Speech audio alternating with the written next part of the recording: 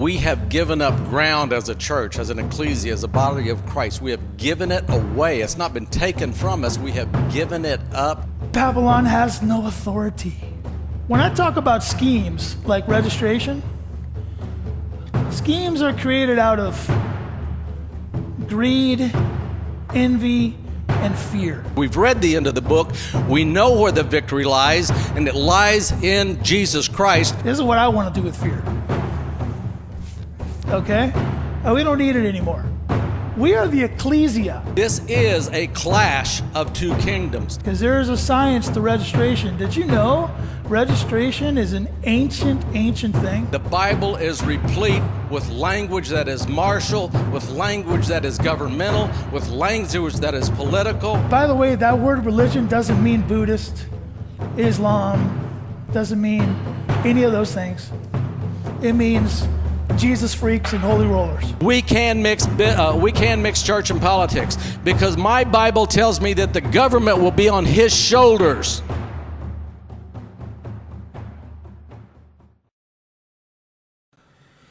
Hello, Earth Levitical Kingdom privateers. Notice how I said that, Randy. I didn't do the American thing because it is expanding. There are people all over this earth. So, Earth Levitical Kingdom privateers, welcome to this special C2K report. What's special about it?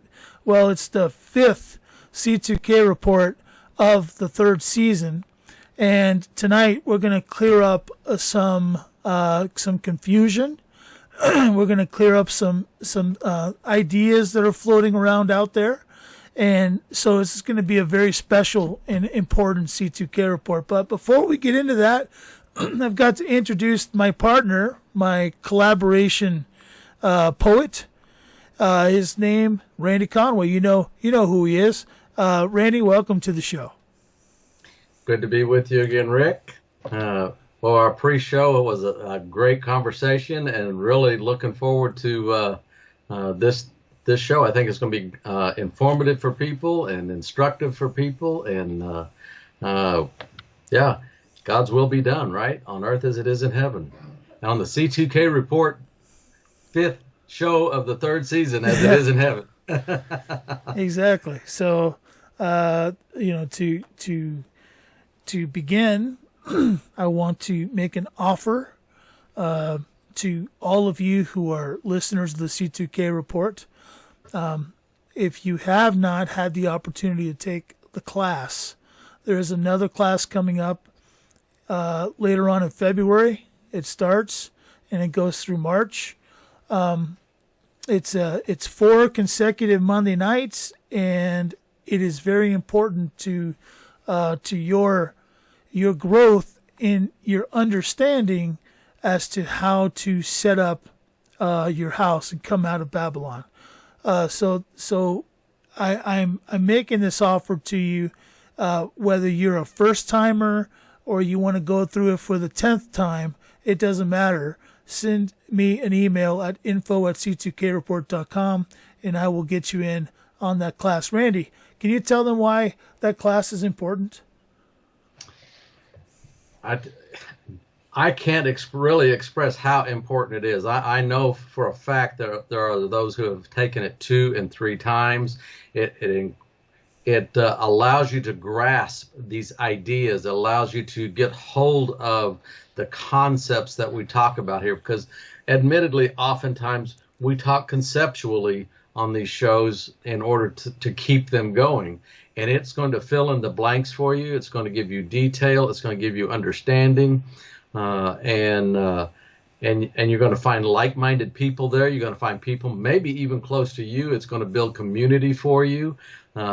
It's going to be a help to you. You're going to get a greater understanding of how to do some of the paperwork that we do at the end, because you're going to get a very special addition to after the 4th class from Rick. You want me to keep going? Whatever you'd like to say. Yeah, it's and I do know for a fact that there are those who have taken it as many as 3 times, and it's not because they don't understand it the first time. It's because it helps to drive it home and make so that they own it, so that they literally own the information. And each class seems to get into a different conversation mode as well. So different questions are asked in the different classes, and it brings out different information. So it's vital for you to participate in those classes, and they are free. They're free classes. The only thing that you do have to submit a payment for would be the platform that we're on. We're using shopyourfarm.com, and shopyourfarm.com is literally $12 a year. Okay, so it's not a backbreaker, but it's a place where we can privately meet and have private video conferences. We can see and hear one another, and you can see the discussion points right there on your screen as we're having it. You'll receive a PDF of the discussion outline, and you'll also receive recordings for all of the different sessions. So just very important to keep that in mind. I might add one more thing to that. Since we've started the classes, of course, I don't teach the classes. Rick does, and Jim Odell do. I'm in and out. I'm there. Sometimes I'm there, sometimes I'm not. But I will tell you this: as we have done these, we're learning too, and the exposition of information has improved from the first class to now, and the breadth of information has changed a little from the first class to now, so that the classes are actually getting better as we go. The teachers are learning as well, and so if you took it early on, you might want to take it again now, because things have morphed a little bit, and we learn new information. We want to share it. And it's also important for you to know that when you join shopyourfarm.com, there's a forum there on shopyourfarm.com, and it's important for you to check out the forum, because we're going to be offering new classes, different kinds of classes. Tonight, even as we speak, there's a class on money that's being put on by one of the members of this C2K Ecclesia. So there's going to be more and more classes coming forward. We're realizing the need for deeper classes that are specific to details of self-governance. Those kind of things are going to be done. It's just a matter of time. There's still so many people coming on board at the very beginning level of authentication, which I should mention. We have 3 seasons of work that you should go back and binge watch. Start with the very beginning, because that beginning, when we deal with Romans chapter 13, you're going to find that that's the basis to everything. The basis to everything is that God established his kingdom authority from the very beginning of this earth, from the very beginning of time. And he put his principles in charge from the very beginning. And though it was subverted for a time, Jesus conquered that contract, and now we are in a place of absolute freedom, okay, if we tether ourselves to him. So what we're doing is, in these C2K episodes, all the way from the beginning, is we're giving you piece by piece by piece different parts you need to tether yourself to the kingdom of God. Amen. Well said. Well said. So that's a good segment where you're going to. Well, we got a couple more things that we need to cover.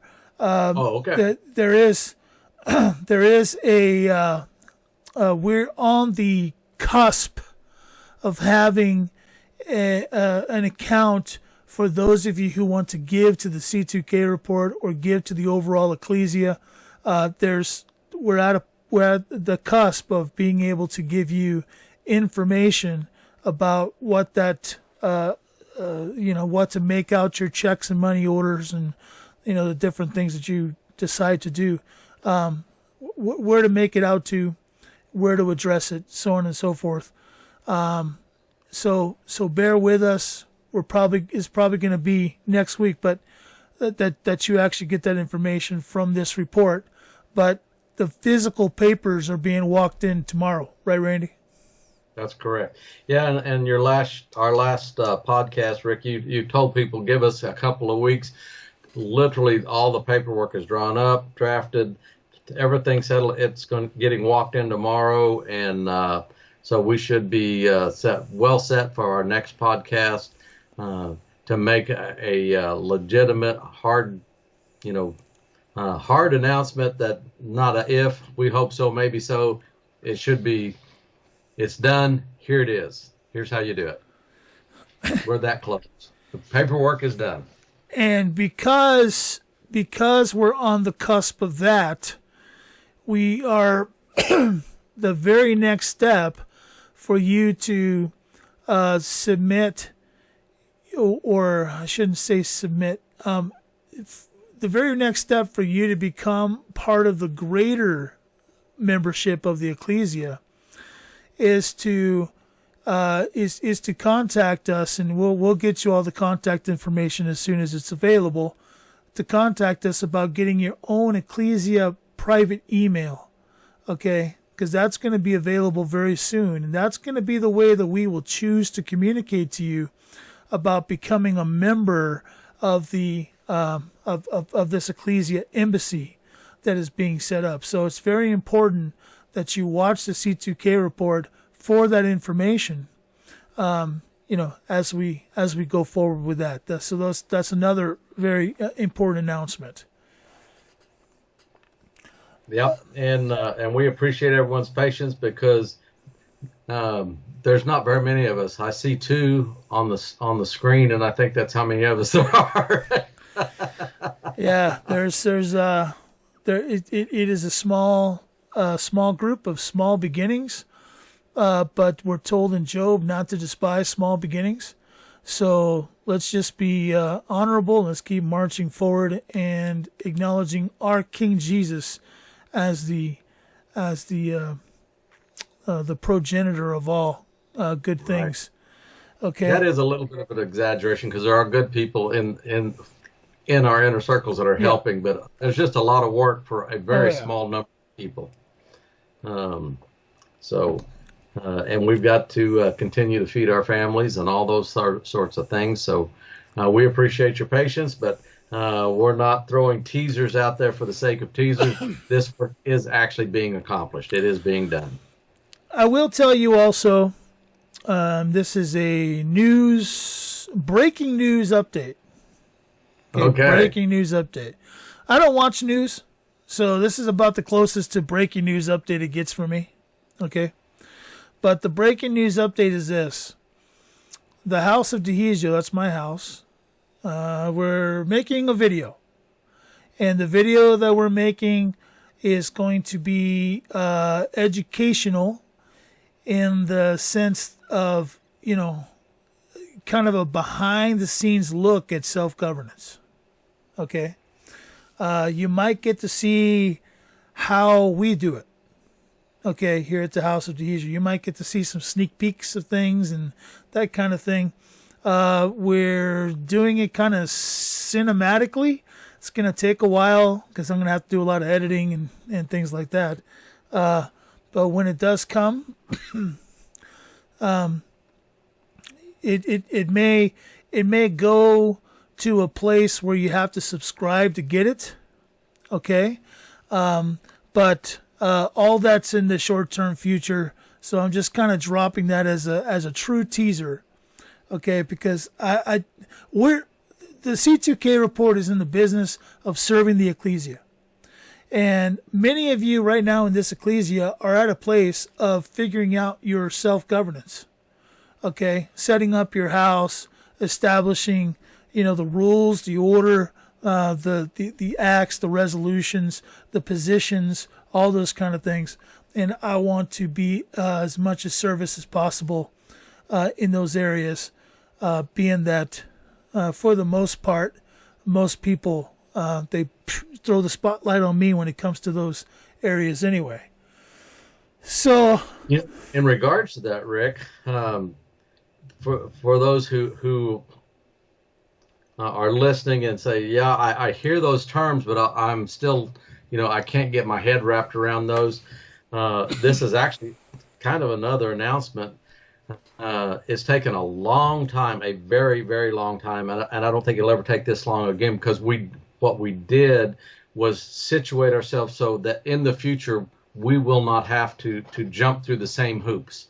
We've closed those holes, and we're ready to move forward. But those who are waiting on those flash drives of our last conference, where we talk about contract, we talk about the history, we talk about contracts, we talk about solicitations, we talk about rebuttals. Well, there's some even personal testimonies from some of the speakers and how they've handled certain things.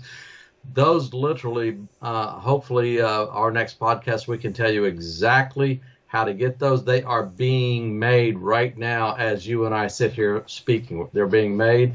The link for those who attended the conference has already been made, but we don't know enough about it yet to tell you how to get on it or access it, what to do. But again, another thing that's been done, and I would encourage you to get those flash drives. And if you've got friends who are, I really don't get this, get them a flash drive, because we go A to Z. It looks like we are going to have a platform that we're going to be able to put some featured content on. That's as far as I'll go with that. I'm not going to say where you might find that platform at this point, because we have some fixing to do on that, right. On that. But there is going to be a platform where you can find premium content as far as self-governing, as far as conferences and all kinds of things. And it's not one of your content providers. Okay, so it's going to be very, very interesting. So please be patient. Yeah. Bear with us. Things are getting super exciting here at the C2K report. Super, super exciting.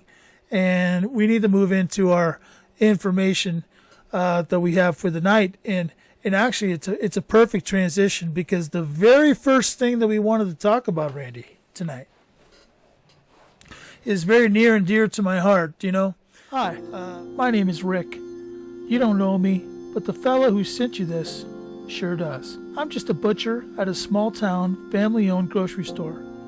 Have you noticed grocery prices and gas prices are out of control? I think we all have. But I'm not here to complain about things that we can't change. I'm here to tell you how we can change it. You see, I started a project called Project 144. It's a project that gets down to the real reason this world is so chaotic. It's not what you think. It's actually very elementary. Like fools, Americans and the rest of the world handed over all infrastructure to the worldly system that we call Babylon. We, the Ecclesia, have no current option but to contract to work for the benefit of this Babylonian system. It wasn't intended to be this way. In Matthew chapter 28, Jesus is given all power and authority over heaven and earth. As his ambassadors, we should be managing his earthly kingdom for the benefit of all creation. In over 2,000 years, we haven't managed to hold on to even one iota of infrastructure. Even the church has turned to the state by becoming 501c3s. I don't want to make this video too long, but the sender of this video is appealing to you. He or she wants to invite you to look closer at Project 144. Why? Our project is the answer to so many of your questions. And when you reach out to the sender of this video, you'll be grateful to have such an understanding friend. Let us show you what the next steps are to securing your freedom from this Babylonian system, and how together we can build an ecclesiastic infrastructure that will free your first fruits and give you peace of mind. That is what we are truly attempting to accomplish, activating the Great Commission.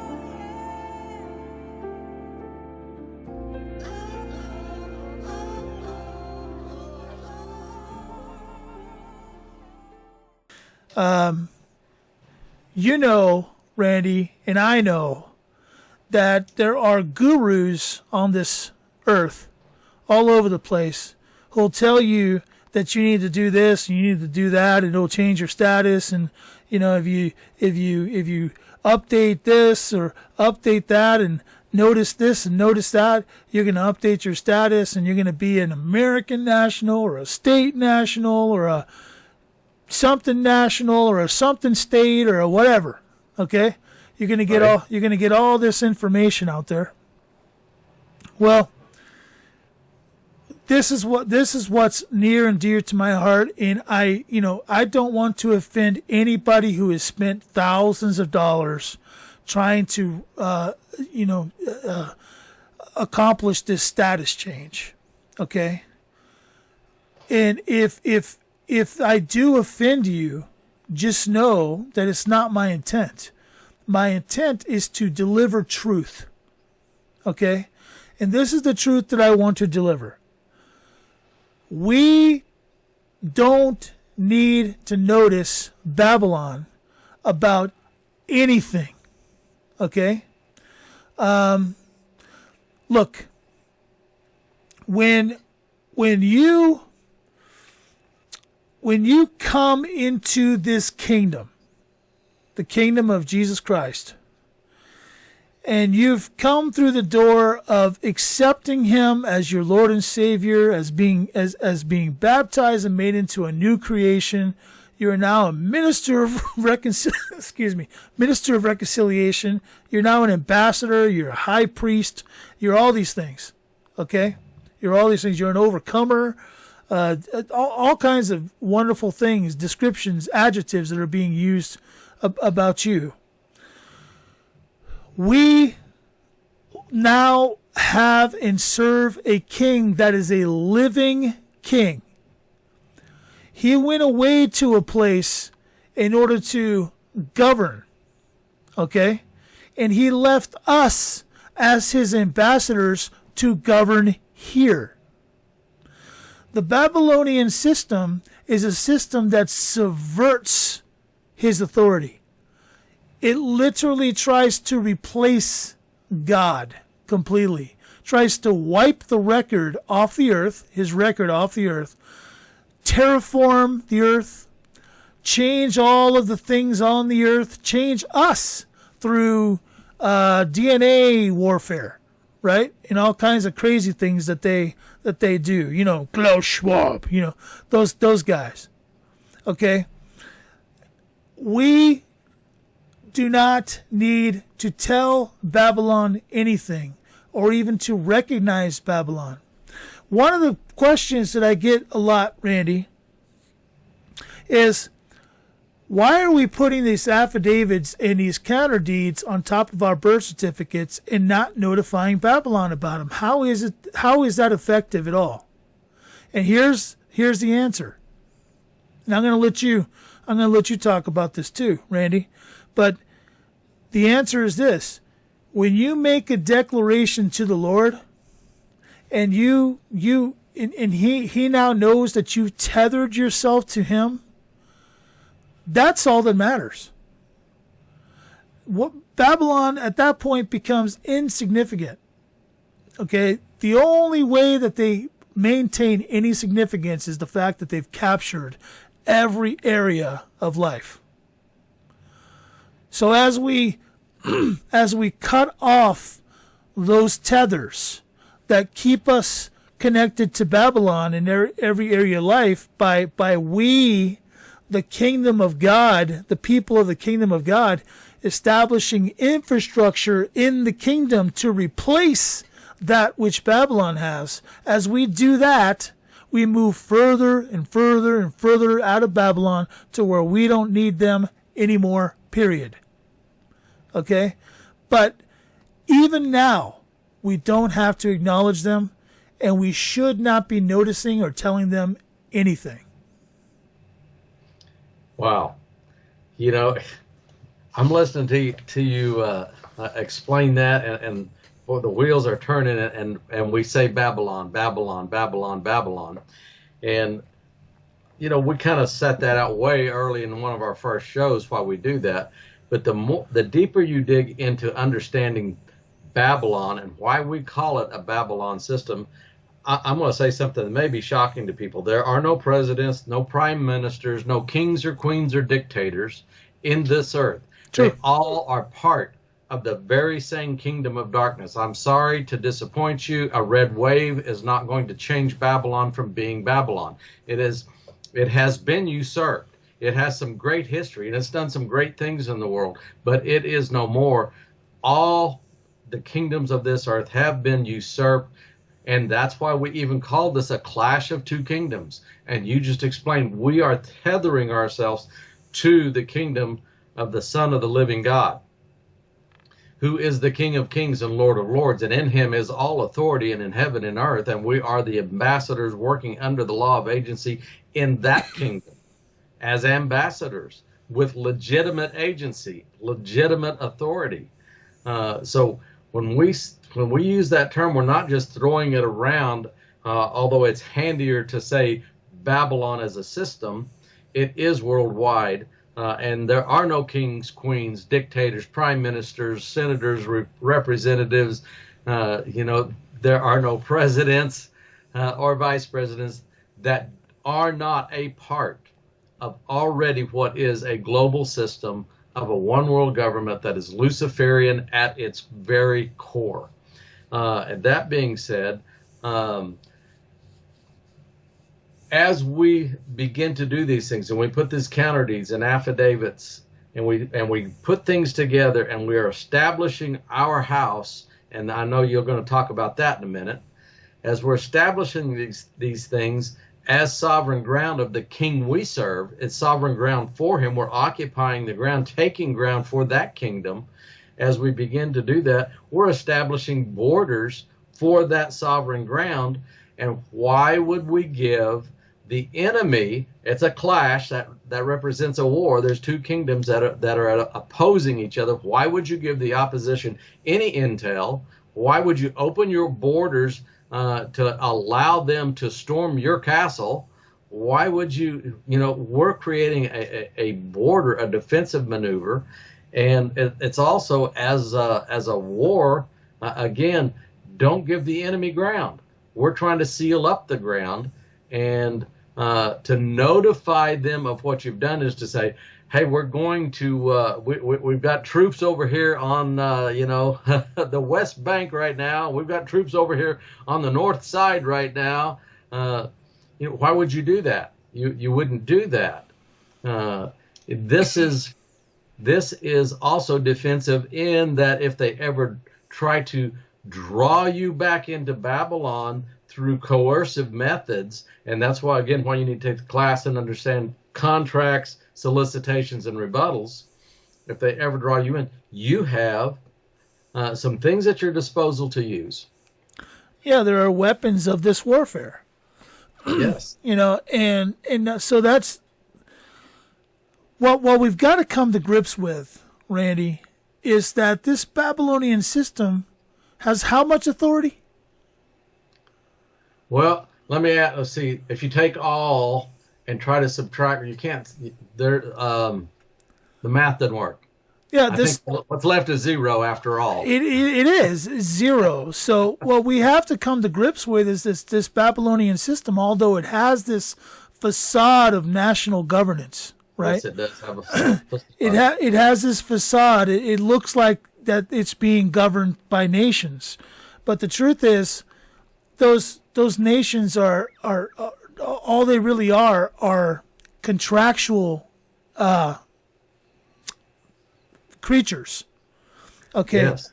They offer you opportunities to come in, and that's the device of our enemy. The device That's a huge disclosure. That's a huge, because what you just revealed was that even though they don't have power, they create a facade of it. Same thing that happened in the garden. He didn't have the truth. He had a facade of truth. And really what you disclose is this is indeed a spiritual battle. It is not a political battle. It is a spiritual battle. It is two kingdoms. It is very, very spiritual at its very core. And yes, if you agree, just like Adam and Eve agreed to contract with Satan, that facade that Satan has is going to rule over you. The offer is made. Let me give you an example. Offer is made. Okay, let me give you an example of how they make an offer. So, Randy, Have you ever voted before? Times past, I have voted. Okay. So did you just one day decide I'm going to go vote and cast my opinion about these which lesser of the two evils I'm going to put into office, right? Did you just wake up one day and say, "Hey, I'm going to go vote," or did you have to go through a process? What I had to do? I had to register. Oh, you had to register to vote. So, in other words, Babylon made an offer to you. If you register to vote, Randy, you enter can, myself into their system. Yeah. if you register to vote, if you give us the authority through registration to administrate, your vote, we'll allow you to come in and, punch a ticket and decide if it's going to be an R or a D. We're not going to give you a choice of the candidates. I mean, that's our business, But we're gonna give you a choice between these people, and we're gonna set up the system for you because you don't need to worry about that stuff, Randy. We'll administrate that. We're gonna administrate it all. We're going to have this Republican Party, and the Republican Party is going to be administrated by a convention. And, don't worry. Don't worry. We'll don't worry. We'll take care of that too. We'll make sure that it's all straight and narrow. Okay. So they make an offer. You concede and you register. You give away your authority over that particular element, and then they structure it so that you can't win. Right. It's a shell game. So, Right. So this is the device of our enemy. He is a contractor. He makes offers. Okay, there are no legitimate governments. When I did watch the news, Randy, I kept hearing that China was going to attack and Russia was going to attack, and we have all these countries, they hate each other, and it's amazing. They come together and they have little councils and they hug each other and kiss each other's cheeks and shake hands, but they hate each other, and they're going to come and they're going to kill each other, and we got war coming up and all this kind of stuff, Randy. You know what? The facade is foolish, and the facade fools those who don't have eyes to see and ears to hear and understand that all they're doing is making an offer. Randy, do you want war? Do you want war, Randy? No. You don't? Well, those darn yellow guys over there, they Right. they don't like you, Randy. They're sending over a bioweapon to kill you and your children. Don't you want them gone, Randy? You want war, right? Don't you want war, Randy? Okay, this is what they do. They use the news apparatus, and they use their all of their tactics to convince us that we want something that we don't need. Okay, and it's the same as if you'll just eat of this fruit, you will never die. Right. Redefining. Hi, we're Bill and Sandy Lampa. We welcome the process of authentication, and we designed these t-shirts, Come Out of Babylon, to help us spread the word of the ecclesia. And we talk to people, and we give them the information on the C2K report, and we send them, tell them to watch the videos and to try to attend the classes. We're vendors on Shop Your Farm, and under Lampo Ministries, you can check out the sizes we have and the prices. When we're talking about the C2K report with people, we tell them to check out the first video, 001. We'll stop at. We wear them out most often when we wherever we leave, and people will stop us and we'll talk for a couple hours sometimes. They work so well that even at home, if I'm cooking a meal and I need to send him up to the store, That sometimes I just say don't wear your shirt because he's gone out before and not come back for 2 hours and messed up my meal. So it's just something we hope that other people can use. We have shirts made up. Just go to the site and pick up your sizes and give us an email and to make an order. Absolutely, and as you described the facade, I see two things. One, the facade is all about the money. And the Bible says that the love of money is the root of, if you actually get down to the way it's actually interpreted, people misquote that verse all the time and say the love of money is the root of, no. The love of money is the root of all kinds of evil. Mm-hmm. And if you look about the world, there are all kinds of evil. That's what the facade is for, is order to get the money. And when you get to the core of it, it's just like you say at the end of every show, it's all about the blood. It's always been about the blood, even for the dark side, because they've tried to corrupt the bloodline before Jesus came. They're trying to corrupt the seed of Christ right now. Yeah. They want you to become so corrupted that there is no redemption for you. And when it goes back to my earlier statement about understanding that this system is already there. It's already in place, and the facade is working well to make them wealthy, and for the rest of us, the results of those contracts and those registrations and notifications back to Babylon.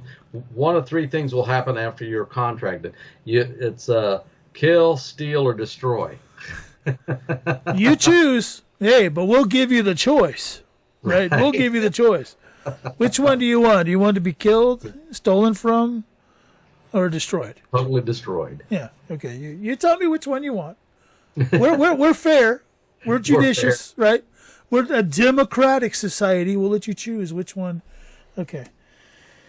I know I'm getting off the track a little bit, but it's true though. I mean, it gets frustrating, and I know this is one of your frustrations, but it's two things. It's the mixing of iron and clay, because it's the mixing of truth and lie. For every good lie has some truth in it. Otherwise, it's not a good lie. And there's always been some truth. There's always been some good people, and that's part of the facade. We've got this voice over here telling, we've got to pass this bill or do this or stop that. You see the news and, hey, look at this great drug raid we made, or this drug trafficking ring we stopped. That's part of the facade. They have to show you little bits here and there as if they're actually doing that without showing you behind the curtain what's actually going on. We have got to, as followers of Christ, we have got to have eyes to see and ears to hear what the Spirit says. A little bit off the subject, but not too much. Is there anybody in the ecclesia who is a good producer of, say, cinematic productions? Do you know anybody like that makes movies, Randy? Because David Habner. Okay, so right.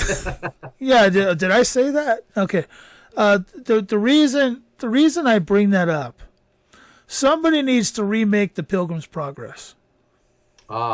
Okay.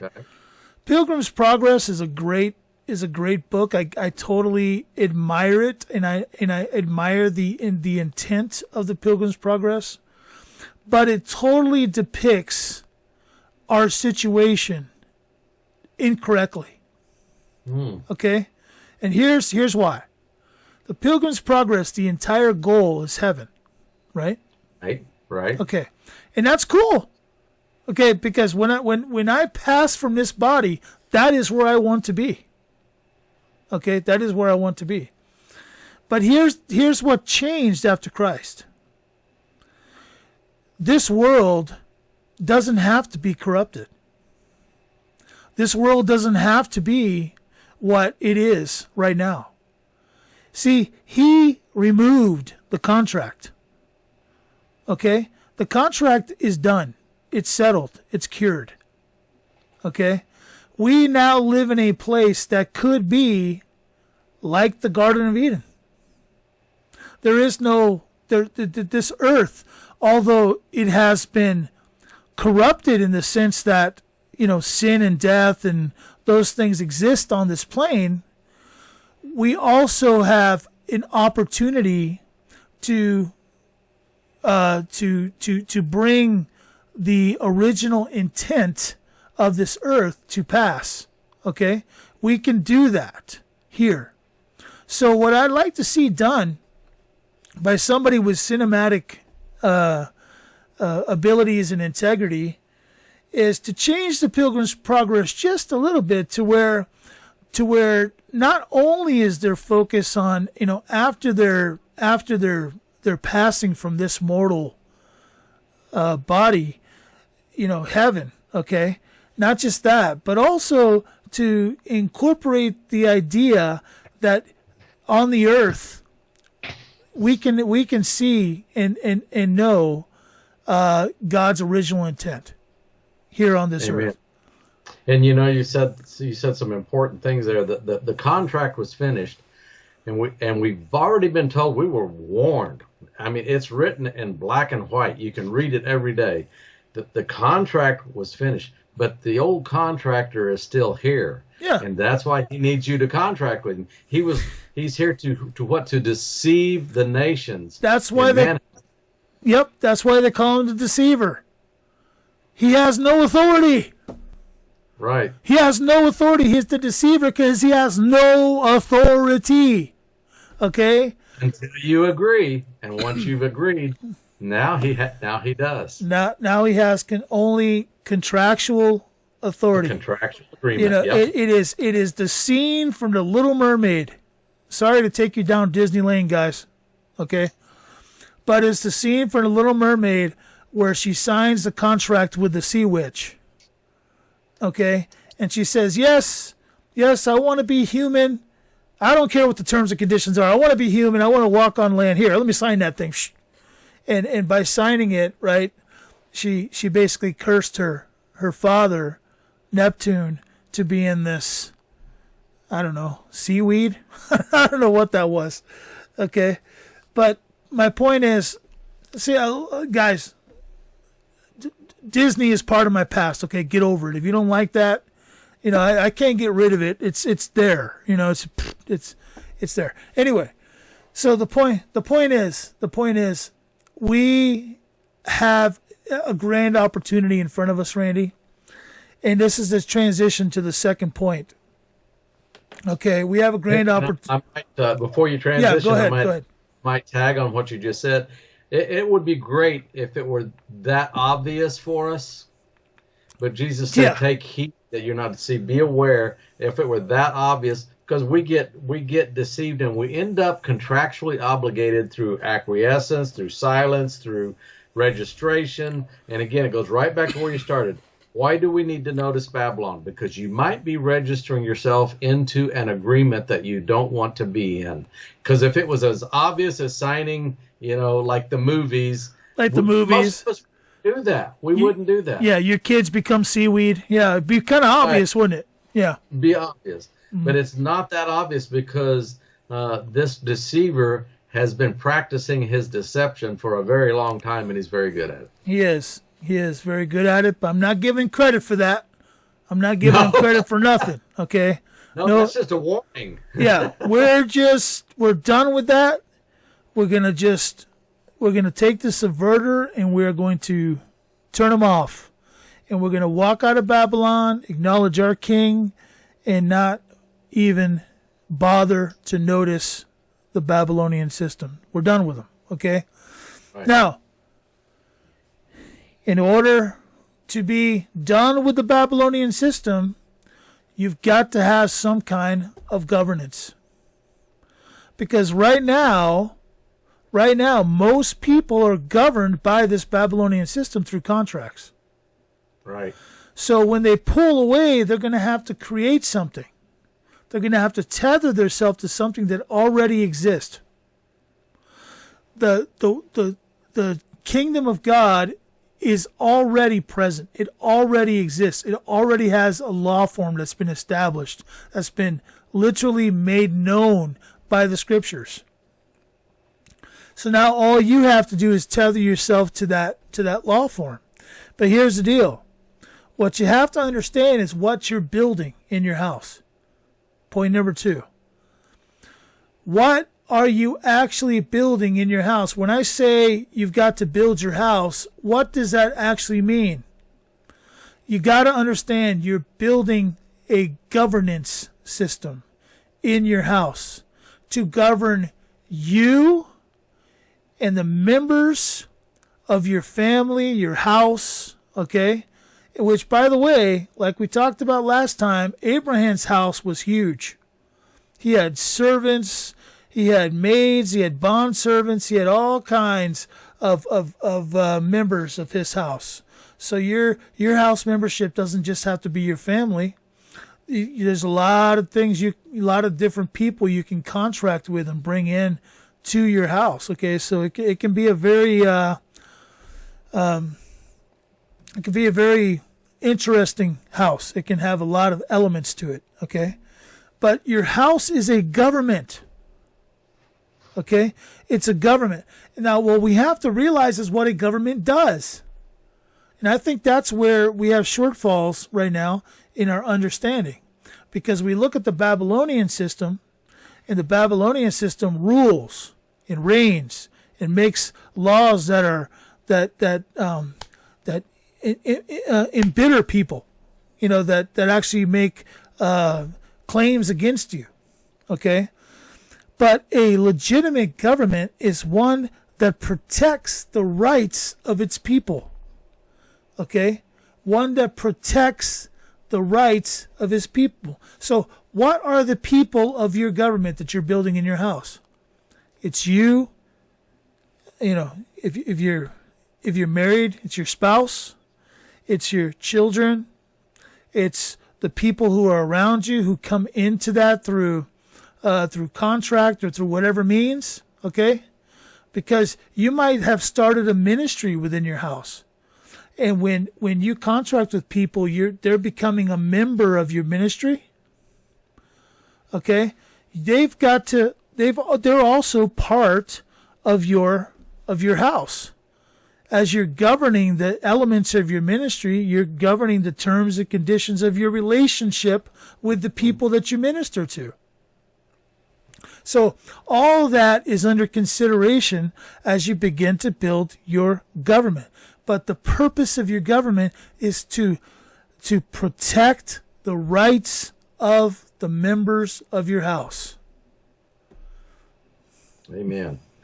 I'll oversimplify things to the point of ridiculousness here. Okay. Because it happens when you use the term house. It has nothing to do with framing or rafters or decking or shingles or plumbing or electrical or cement or foundations or it's not the house you live in. We've got to get over that term, and I know it's hard because we all live in a house. Common vernacular. We bought a new house. We sold the old house, and when we use the term house, you described it beautifully. It's the government we're building. And it's so important that we do that because you said there might be claims against you and what you were just now expressing. Those claims against you, I immediately take that to the scripture that says that the sins of the father will be visited on the third and the fourth generation. So what happened in the past that contractually entangled us with Babylon continues from generation to generation. I didn't choose to do this. I didn't choose to be in it. It's what we've always known. It's what it's always been. And especially when you get into some of the issues with SRAs and bloodline families, they didn't choose this stuff. It literally is claims that were made against us even before we were born in generations past. But when we build a new government and we have broken those ties with Babylon, how great is that for the generations that come after us? They won't have the same claims against them if we'll take the time to understand what you're saying, Rick, and build a governance that is the protector of the family, a protector of the tribe, protector of the people in our house, so that there can be no future claims against us. because our parents didn't do that on purpose. My grandparents didn't do that on purpose. But we've come to a time where knowledge has been revealed to us. And what will you do today? As for me and my house, we will serve the Lord. Very good. Now, let me explain why it's vitally important that each one of us build our house governments, okay, in a constructive way that's keen to our culture. Okay, my house does not look like Randy's house. Randy's house does not look like Jim's house. Jim's house does not look like other people's house. All of our houses do have slight cultural differences. Okay, what I cook in my house, Randy might think is terrible to eat. Okay. Okay, when he goes and collects victuals from his property over there, I might go, what in the world's a victual? Right? Okay, there's cultural differences between the houses. There's little tiny minute differences, okay? So when you come into a collective, you don't want your cultural difference to get lost, correct? Right. So what do you need? You need your house to be presented in that collective. What am I talking about right now, Randy? We are living in times of Babylonian desperation, and no one knows what pestilence will be released next. But it's not a time to fear.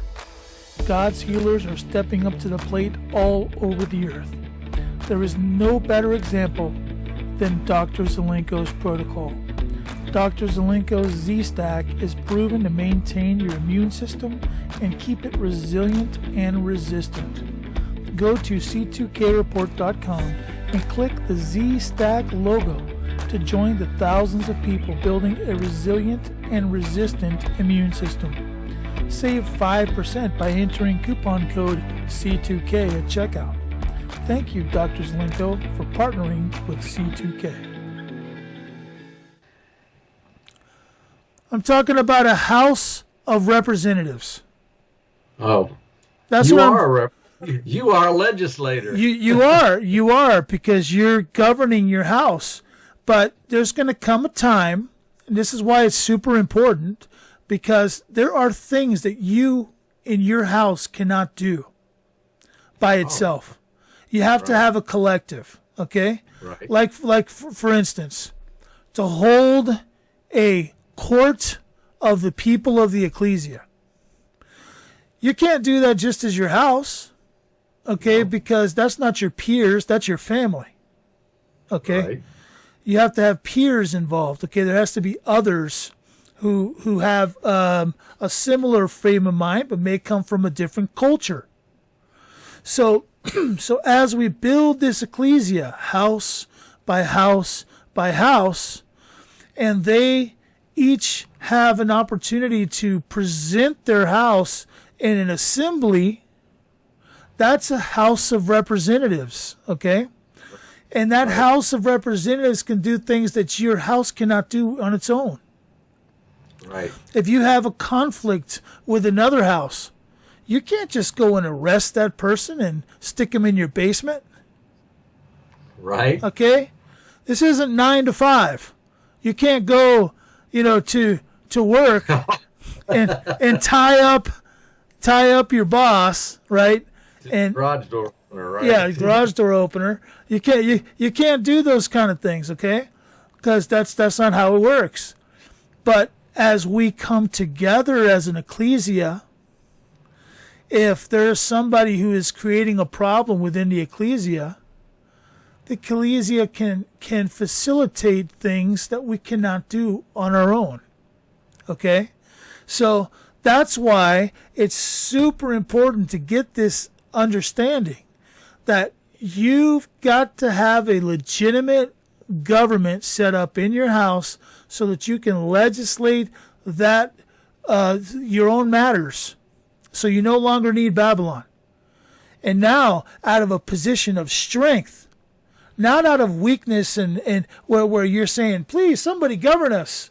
We don't know what we're doing. Please, somebody come govern us. You're coming out of a position of strength. You have parity with your neighbors, because all of us are now self-governing, and we're able to, out of a position of strength, have a House of Representatives and do the things that our founding fathers envisioned for America, but actually never really happened, because we never really founded it the way it needed to be founded in Christ.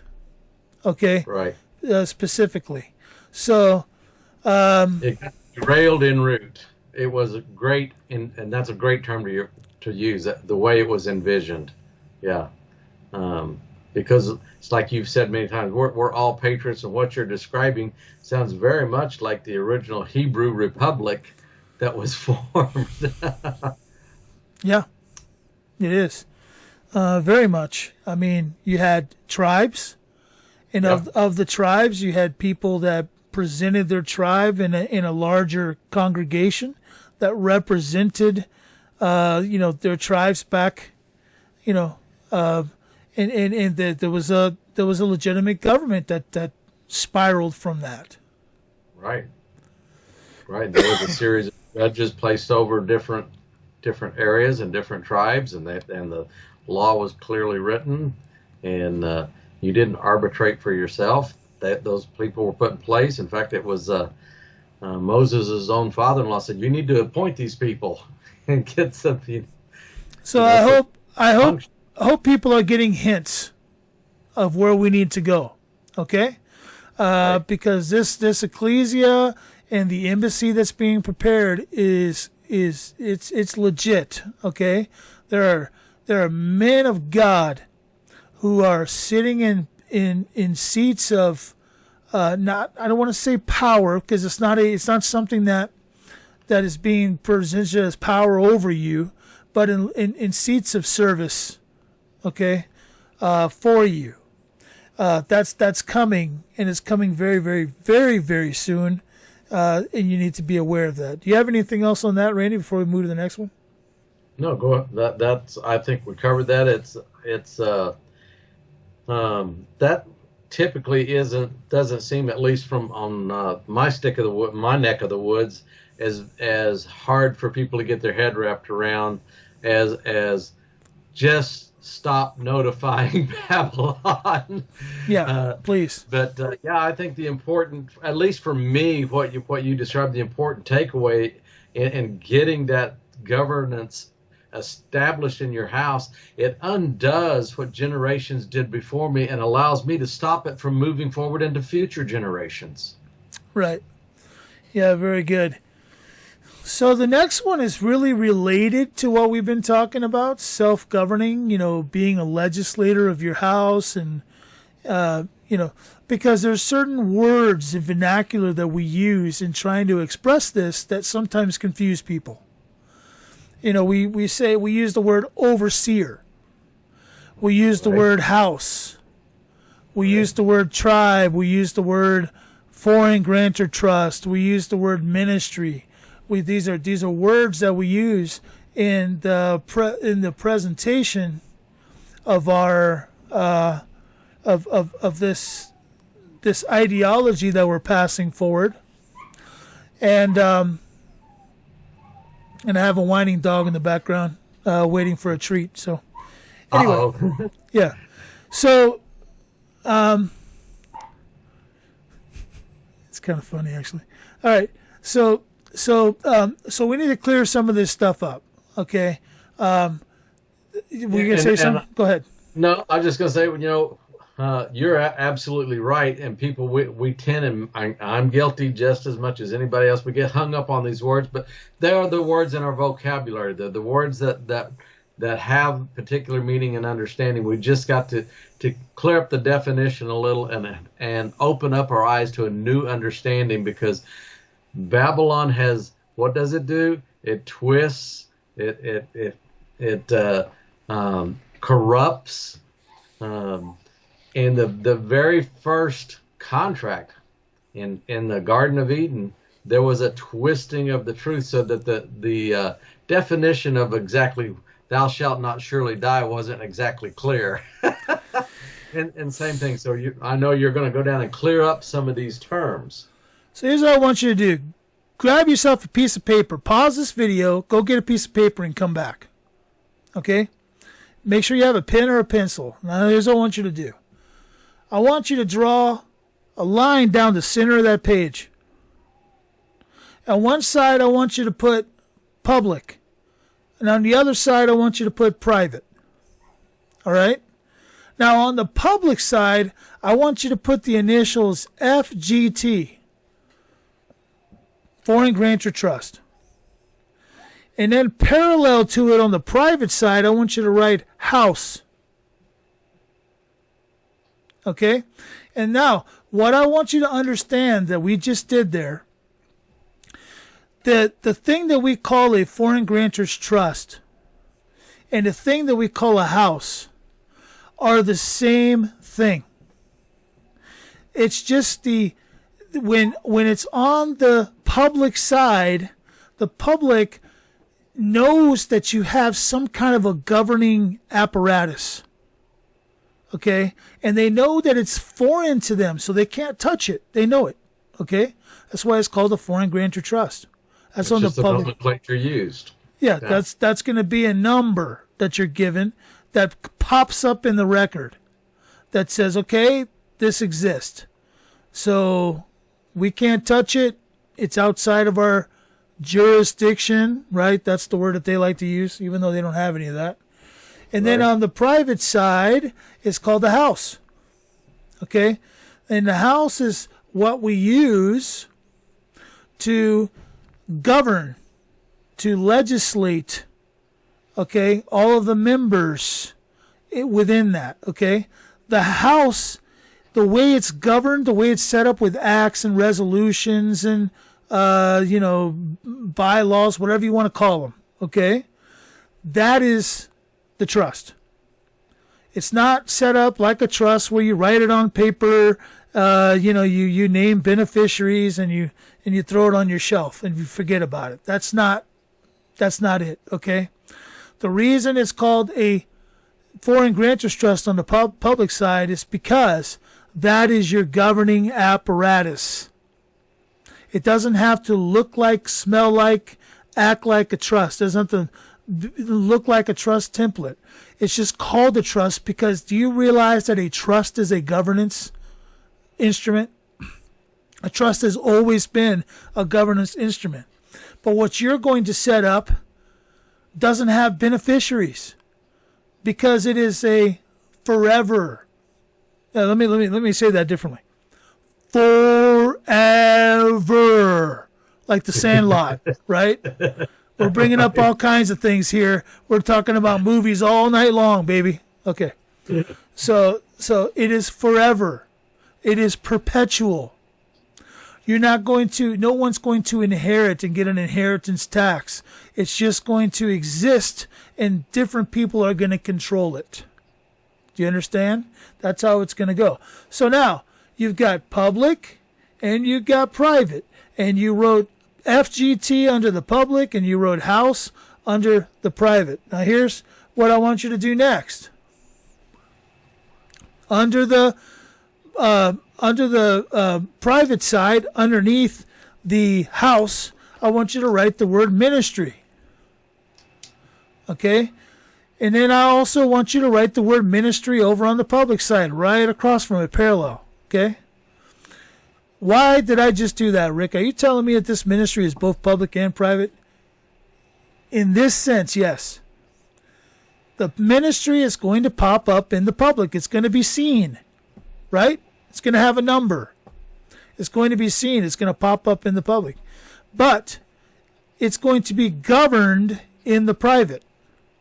The house is going to facilitate or legislate or charter that ministry. The house is going to do that, just like a government would, okay? And it's going to say, these are the rules for the ministry. Now, we talked about this last week, Randy. We talked about how it is that Babylon loves for you when you do business with Babylon and an LLC or an S Corp or all those kind of things, sole proprietorship, whatever it is. They want you to have liability insurance, right? They want you to have liability. Okay, we talked about why it is that they want you to have liability. Because in Babylon, you don't have to fully disclose anything. Right. Okay? Right. You don't have to fully disclose anything. You could say, that you sell rocks. And, those rocks could be diamonds or they could be pebbles. Okay? You don't have to just fully disclose anything. If a matter comes up against it, okay, there's limited liability on that thing that you created. Okay? They'll take away the assets of that thing and leave you alone, right? Or sometimes it'll go into the private if they say that you had something to do with it, right? So it's convoluted. All this liability, blah, blah, blah, blah, lawyer stuff. Okay? Attorney stuff. On the private side, when we're legislating our ministries, we need to make it very clear. Everything has to be crystal clear. We have to bring people in to our ministry to participate as a member of that ministry. Okay, so there'll be a small membership fee, small registration fee, whatever you want to call it, in order to become a member. Then there's going to be terms and conditions for the members. There's going to be full disclosure given to the members. The members will have some place they can access all of the full disclosure about what it is that you do in your ministry, so that there's not one thing that could be held against you. But you say, well, Rick, you don't know people very well. They're always going to find something to hold against you. Well, okay. But if they're a member of your ministry and they're holding something against you, in those terms and conditions, you've said that if there's any issue, it's going to be, what's the word I'm looking for? Arbitrated. Yeah, arbitrated in the ecclesia. You define what you mean by the ecclesia. Okay? See? Everything has to be fully disclosed. Everything has to be very well known and understood by both parties so that there's not some kind of a breakdown in that communication that gives people the impression that you're doing something totally different. So full disclosure is necessary in order to avoid liability. You can't be liable to something when people have full disclosure. Right.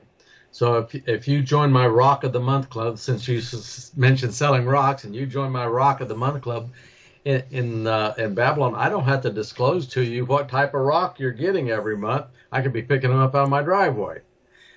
But in my ministry, I'm going to tell you exactly if I'm picking them up out of my driveway, or if they're diamonds, if they're gold nuggets, if they're limestone, if they're granite, if they're sandstone, if they're kidney stones. It's whatever. I'm going to tell you exactly what full disclosure. Right, and that's necessary because without full disclosure, that's how you get issues of liability. Right. Okay. So these are the kind of things that we're going to have to do in the ecclesia that's different than the way Babylon does it. Right. Okay. So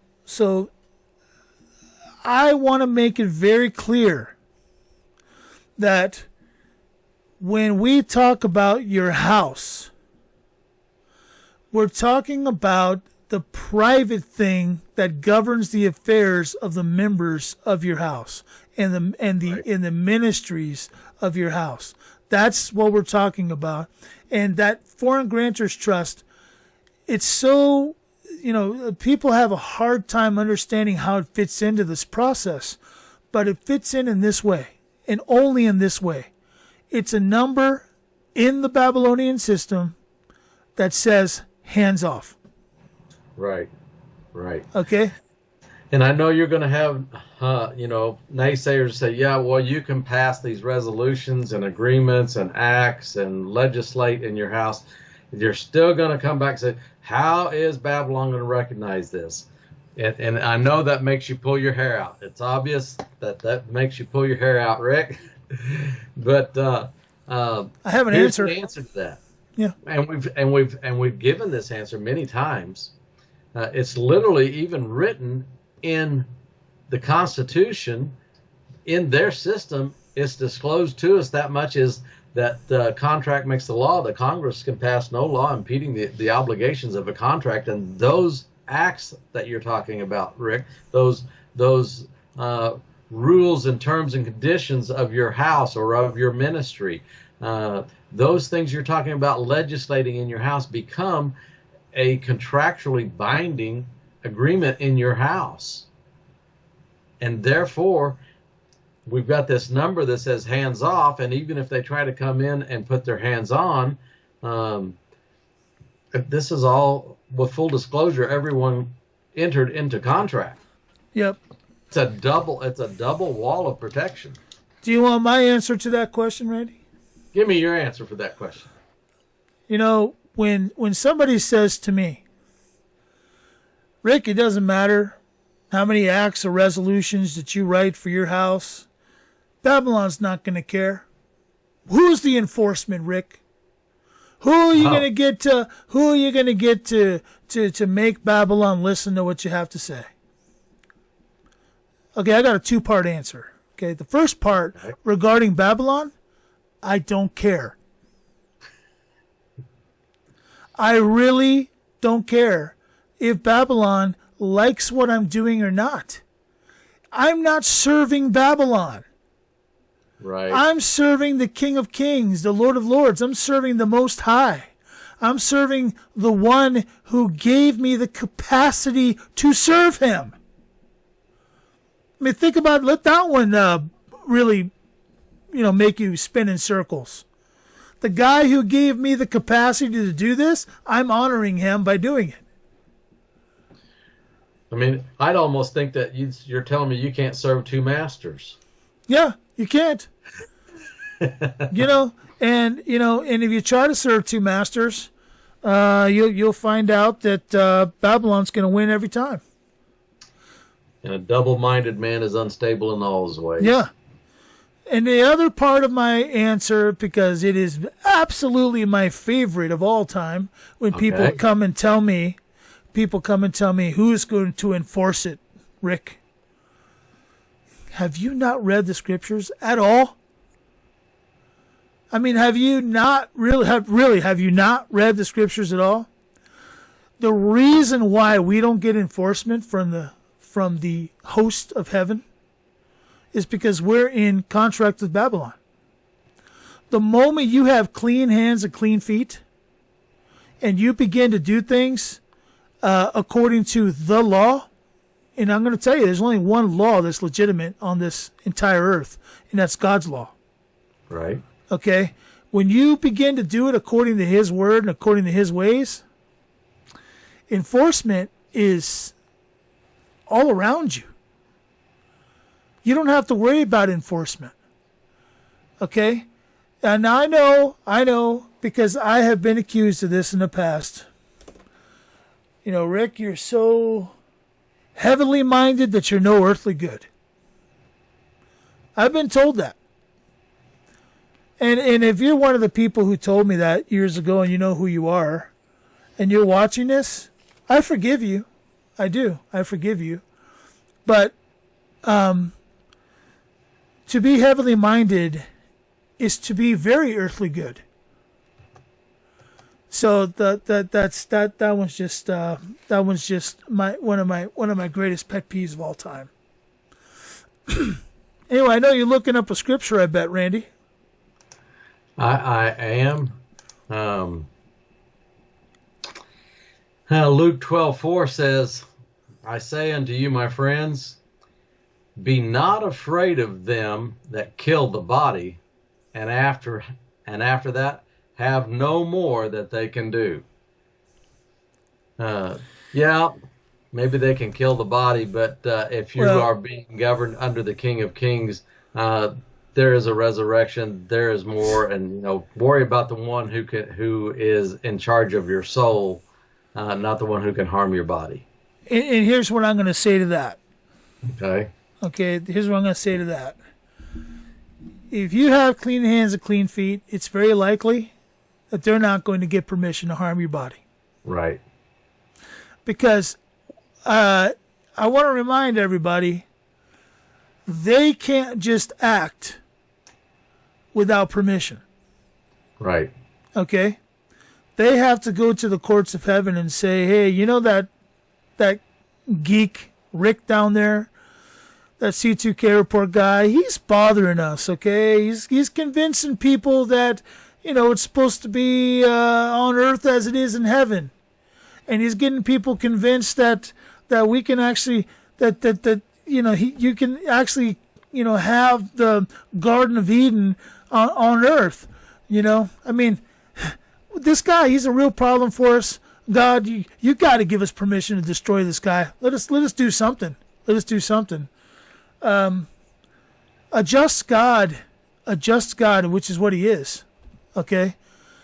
He's weighing the contracts here, guys. That's what makes him just. The reason he's just is because he's got scales in his hands. He's looking at the situation and saying, okay, is he in contract with Babylon? Is he in contract with me? Whose bondservant is he? Am I his master or is Babylon his master? It's being weighed out. It's being portioned out, okay? And he is going to make those decisions. And we do not have to worry about that. In fact, I'm pretty sure that there's scripture in that ancient book that you're looking at right there telling us not to worry, Randy. Right. Actually, I'm looking up something else right now, so I'm not going to throw you a verse at that, but yeah, I know where you're going. Yeah, but I mean, it's a fact. It's a fact. We really don't have to worry. There's no reason for us to worry. And you know what? If you do get taken out, okay, next man up. Right. Randy, it's your turn. Okay. Am I still with you? Yeah, you're with me. Okay. Sometimes when I mess with this computer while we're doing it, I go away. So, we've talked about, establishing borders, not giving a way to the enemy, not opening up the door once you've done that, not notifying. We've established what a house is and the governance, and you hit on a really, really tough one, that foreign grantors trust, because we have this thing of association. This is how we're accustomed to using this word, and you've given us a brand new understanding of that word. It is nothing more than a number that we're going to get that is going to be a part of how we're going to set ourselves apart from Babylon. That number actually signifies that we have followed the tenet of the scripture that says, "Come out of her, my people." It literally is a verification that this person has come out of her, and we're not serving two masters. I think, and for me, it really is about those things in past, because I know we all have our doubts and we all have our questions, and how did we get where we're at? But to be able to undo what was done by our, my father, my grandfather, my great-grandfather, my great-great-grandfather, my great-great-great-great-great, on and on we go, because we didn't have an understanding. We were deceived. We thought what we had, at least for us who are in this country, in the United States of America, we thought we had this republic that was, as you put it earlier, what was envisioned by our founding fathers, but got derailed before it got accomplished, and it's something else. And yet the facade has made us believe that we had what was originally envisioned. To undo that and then to establish what is going to be visited on the second, third, and fourth generations. Because are we not living under, and we have so put that verse in a box that the sins of the fathers will be visited on the third and fourth generations, and we think it's some bad thing they did. It was the mistakes we made and contracted with the Nakash, and it just continues. And it doesn't mean it's going to stop after the third or fourth generation. That's an example of it's going to continue. It's going to until we accept the finished work of Jesus Christ. And he said on the cross, it is finished. It is a finished work. And when we accept that finished work and come to an understanding of that finished work, and like you said, quit worrying about what they know, what Babylon recognizes, quit worrying about enforcement, quit worrying about Babylon, start worrying about what am I doing in the kingdom of God that will have the King of Kings and Lord of Lords say, well done, thou good and faithful servant, or will he say, depart from me, you worker of iniquity, I never knew you. Yeah, we got to operate with clean hands and clean feet. Clean hands and clean feet. That's what we've got to do. We got to stop giving any credence to Babylon and operate with clean hands and clean feet. I mean, to your point, Randy, when Jesus said, to the man who asked, so how many times should I forgive him? 70 times 7? Does that mean we should start calculating 490 times and on that 491st time we should say, yep, I don't have to forgive you anymore, boy. You're toast now. You're toast now. No, I think it was very clear that was kind of a forever statement. Right. So my point is, and what we really got to get across in this show tonight, Randy, stop giving any empowerment to Babylon. We are empowering them by giving them administration over any part of our life. Right. Unregister in everything that you can. And become what? A peculiar people, a holy nation, a peculiar royal people. priesthood? Let's see. Is it peculiar to be? Is it peculiar to be in a land of people that are registered and not be registered? Is that peculiar? Right. I mean, so let's look at that definition of peculiar. I think it means that we're different than the people that are around us. Right. So let's be this ecclesia that cleans our hands, cleans our feet, sets we set ourselves up in such a way to where we follow him no matter what. No more distractions, squirrels, none of those. Right. No more squirrels. Move forward. Stop worrying about things that are around us, because worrying has never gained us anything, Randy. It's never gained us anything. We're supposed to cast all our cares on him anyway. We're not supposed to be anxious about anything. Oh man, see, you're taking everything away from me now, man. I'm not supposed to fear. What? Right. I mean, come on, man. China's about to attack us. Right. Russia's about to blow up, the United States, and you're telling me don't fear, man. Gee whiz, come on, dude. You're not even supposed to be anxious about it. You're not supposed to be nervous about it. Wow. That's crazy. I mean, talk about peculiar.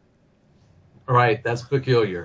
So I know that, sometimes I say things in jest, and I say things in a way that's meant to kind of present it in a heavier fashion. But the reason why I'm compelled to do those kind of things is because I've lived a life. I'm 51 years old, Randy. I'm 51, and I've lived most of my life in Babylon. And it took me a while, Randy, to figure out what it felt like or what it looked like to be out of Babylon. And I still haven't accomplished it 100%. You Right. know, there's still tethers. But that's why we need each other. Because It is. in time, Randy, as you grow your house and I grow my house and our neighbors grow their houses and those who watch the C2K report grow their houses, we're going to be able to come together and do things that individually we can't do. And things we've not been able to do in times past. It's going to look amazing. As a nation of peculiar people, a nation within a nation, a Goshen within Egypt. Okay? Yes. So Yes. that is who we are. That is what we're intended to be. And that is the power and authority that we've been given. Now it's just a matter of going out there and doing it. Yes. So here we go. You know, we've been at this about an hour and 20 minutes, but we've got time to tag one more little confusion on, because this won't take long. It's a simple thing that we all do to ourselves. I did it to myself, and I'm going to throw it out at you. Rick, I'm having trouble with this spiritual name thing. You know, and that's, Randy, unfortunately, I don't know how we missed it in the church. How did we miss it, Randy? The scriptures obviously tell us that we become new creatures. Right. And as a new creature, how can you maintain the same name? You know, you can't have the same name and be a different creature. You know, if I'm Rick and I become a different creature, I can't still be Rick. I've got to be something else. And that's why it's this is such a tough one to deal with. Because you said some really interesting things in the pre-show that I thought were great about, why haven't we done certain things at baptisms? And you told about some other peoples that actually have performed that without even bringing it to a reality of being a new man in Christ. Not even a spiritual, not even a spiritual thing for, like for the Moors. You know, the Moors, there's a United States resolution that was actually created for the Moors about them being a proud people that, contributed so much to society. So much so that we had to make a treaty with them because they were wrecking our ships off the coast. Right. So they actually named. They actually stated a couple of derivations of names there. They said the name El and the name Bay are specifically for the Moorish people to take on their national heritage. Now, that was a statutory declaration. It has nothing to do with the kingdom of God. That's actually Babylonian if you really want to pinpoint it, because it was something that was done totally conceived outside of the scriptures. Right. Especially, we know it was conceived outside the scripture because the name El, certainly is manifested in the scriptures far more and far earlier than any tribe, anything in the Moorish culture. Right. But I liked what you said when you talked about, we had an opportunity when someone comes to Christ and we're baptizing them by immersion in the church. What a great opportunity that would be to raise them up out of the waters of baptism with a new spiritual name. I mean, what a great thing that would be. We haven't done that. But. Yeah, you're no longer Simon. You're now Peter, which means, Petros, the rock. Right. Right. And you're right. There's great examples of that. You're no longer Abram, you're Abraham, and you're no longer Jacob, you're Israel. But the thing I find about the spiritual name, what I did with it, Rick, I overthought it. Oh yeah, easy to do. I overthought it. I sweated over it, and I'm like, oh my gosh, how do I come up with that? And at the end of the day, it's like, well, I put a lot of stress into something that's really, who am I in the Lord? What do I want to reflect of my relationship with Christ? And mine's a little difficult because I confess I overthought it, but it actually means servant of the Most High God. And but it doesn't have to. It just has to reflect that you're a new creature, and you're not the old Babylonian creature. If you don't want to be, if I don't want to be Randy to be my spiritual name, I could be Rick.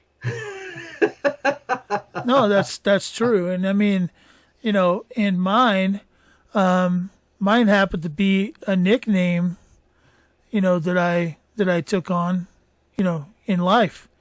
Right. Because Rick is just a nickname for me. My first name is not even related to the word Rick. You and I have that my first name in common, because Right. I believe it's your My middle name. your middle name. So, Right. when I came up with a spiritual name, because again, when I was baptized at 9 years old, baptized into the kingdom, I was not given a spiritual name, and I think it would be a great custom of to do from now on. And in fact, I picked that up for their house since we suggested that. That would be cool, wouldn't it? it would be really cool, because really, honestly, if we're signing or autographing something in a capacity, in a private capacity as a son or daughter of the Most High, wouldn't it be amazing if we signed it privately, in our spiritual name? Right. At least at the house level. Not when you're interacting with Babylon, of course. But the point is, don't overthink it. Right. Just come up with a name. Something I've seen people do.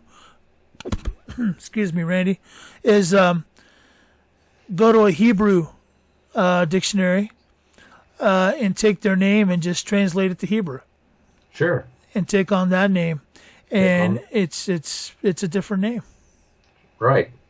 Right. So don't overthink it. That's an easy one. And for those of you who are watching the C2K report and never taken the class, and you're like, why are you talking about a spiritual name? You'll find out. Come take the class.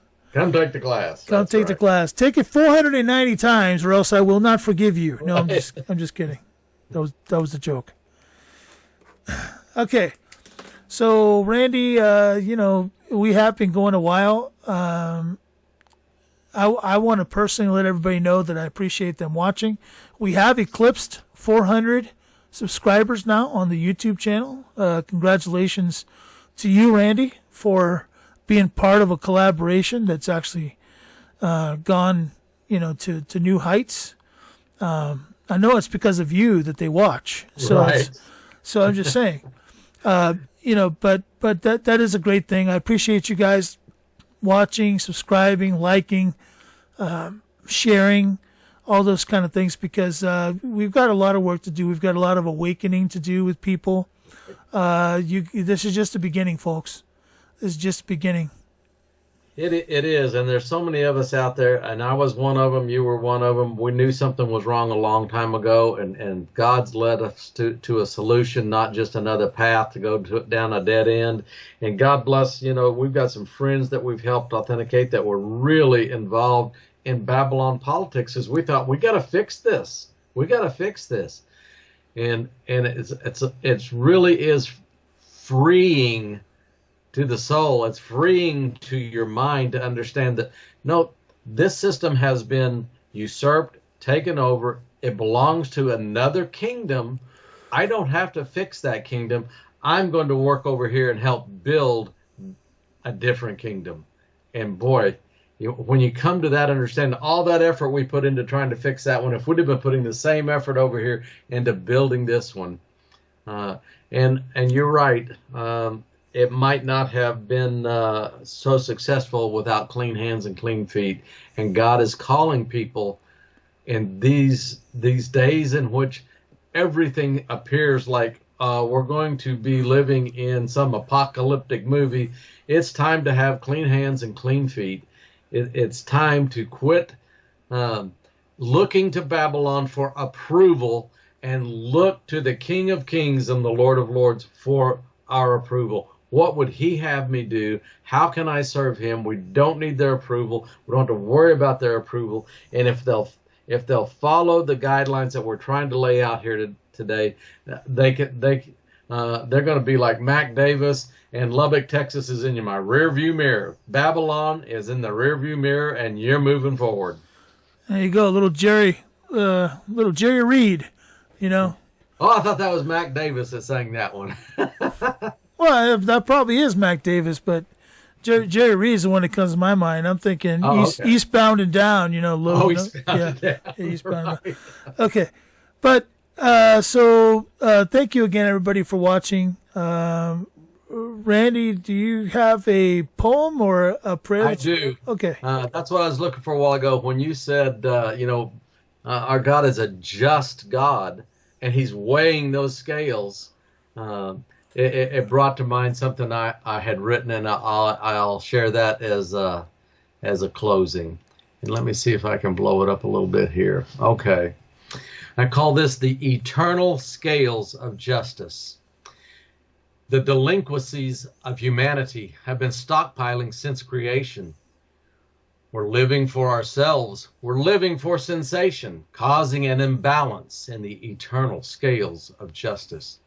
We offer an occasional cry or unnecessary sacrifices. We employ countless rules and senseless rituals. They're just man's devices, never moving the eternal scales of justice. There is a holy God who cannot bear to look upon our actions. We are an unruly people bent on fragile satisfactions, each of us adding weight to the eternal scales of justice. We practice cyclical patterns which have no end to sorrow. We are always looking, hoping, and gambling on tomorrow, giving no attention to the eternal scales of justice. But an unexplained phenomenon draws a vertical line, and the mercy of a mighty God extends its way through time, crossing the beam of the eternal scales of justice, and then standing on the line and hanging on the beam, the mercy of a holy God made a way for us to be redeemed. And suddenly the weight is shifted on the eternal scales of justice. Jesus Christ, God's only Son, for sin was crucified. By the mercy of a loving God, we are justified, and innocent is the verdict measured on the eternal scales of justice. Amen. Amen and amen. Well, folks, probably this, it's going to make more sense than ever when I say everything we do here at the C2K Report, it's all about the blood.